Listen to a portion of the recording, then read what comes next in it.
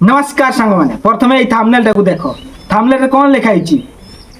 मे 26 रु जून 3 तारीख पर्यंत 7 दिन 7 राति अंधार होगी रहिबो 7 दिन 7 राति अंधार हवा कथा